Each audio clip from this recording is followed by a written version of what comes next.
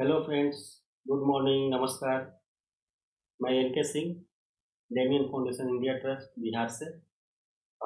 आज इस वीडियो में हम आपको जानकारी देने जा रहे हैं कि लेप्रोसी बीमारी में क्या-क्या विकलांगता होती है, क्या-क्या डिफ़ॉर्मिटी होती है और उस डिफ़ॉर्मिटी को सर्जरी के लिए कैसे सेलेक्ट करेंगे, सर्जरी का क्राइटेरिया क्या है। यहाँ पे अब हम जानेंगे कि सर्जरी का क्राइटेरिया क्या है।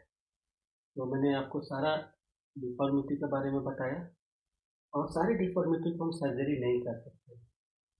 सर्जरी के लिए भी कुछ सर्टेन क्राइटेरिया है। अगर आपके पेशेंट उस क्राइटेरिया में फिट हो रहा है तभी उसको रिकन्स्ट्रक्टिव सर्जरी कर सकते हैं, अदरवाइज उनकी सर्जरी नहीं हो सकती। तो सबसे पहला क्राइटेरिया क्या है कि आपका patient full complete course MDT खा लिया होना चाहिए। यानी कि अगर पीबी पेशेंट है, पॉसिबेसिलरी पेशेंट है तो 6 मंथ एमडीटी खा लिया होना चाहिए। अगर एमबी पेशेंट है तो 1 ईयर का एमडीटी उन्हें खाने के बाद ही सर्जरी कर सकते। दूसरा क्राइटेरिया क्या है कि जिस पार्ट के लिए आप सर्जरी के लिए रेफर कर रहे हैं, सर्जरी के लिए सेलेक्ट कर रहे हैं, उसका पैरालिसिस ड्यूरेशन 1 साल से ज़्यादा होना चाहिए। तीसरा क्राइटेरिया क्या है कि आपके पेशेंट को पास्ट 6 मंथ से कोई भी रिएक्शन या न्यूराइटिस नहीं हुआ होना चाहिए। चौथा क्राइटेरिया क्या है कि पास्ट 6 मंथ से आपके पेशेंट प्रेडनिसोलोन ट्रीटमेंट में नहीं हो। पांचवा क्राइटेरिया क्या है कि आपके मरीज का एज 12 साल से ज़्यादा हो और 40 ईयर से कम होना चाहिए। लेकिन कभी कभी पेशेंट के फिजिकल कंडीशन के ऊपर एज को हम कंसीडर करते हैं अप टू 50 ईयर 60 ईयर तक, स्पेशली फूड ड्रग मरीज की।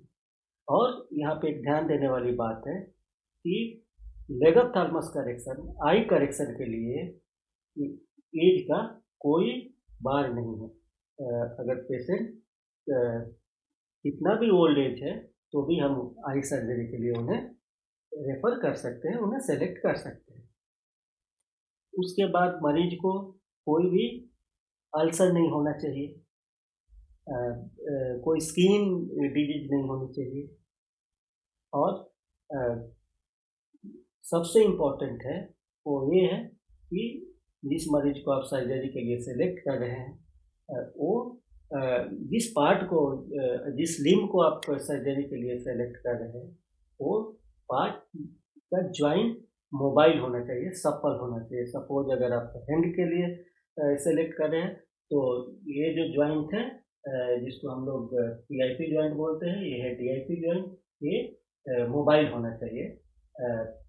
अगर आप फुट के लिए सेलेक्ट कर रहे हैं तो आपका एंकल ज्वाइंट मोबाइल होना चाहिए, उसमें स्टिफनेस नहीं होना चाहिए। अगर आप थंब के लिए सेलेक्ट कर रहे हैं तो CMC joint, MCP joint, IP joint, ये मोबाइल होना चाहिए। तो ये और एक और चीज़ ये भी है कि आपके पेशेंट को कोई क्रॉनिक डिजीज नहीं होना चाहिए, तब आप उस मरीज को आप सेलेक्ट कर सकते हैं surgery. Thank you very much मेरे वीडियो देखने के लिए। मैं आशा करता हूँ कि जो मैंने प्रयास किया कुछ इन्फॉर्मेशन आपसे शेयर करने के लिए आपको पसंद आया होगा। अगर पसंद आया है तो आप लाइक करिए, शेयर करिए, मेरे चैनल को सब्सक्राइब करिए। Thank you.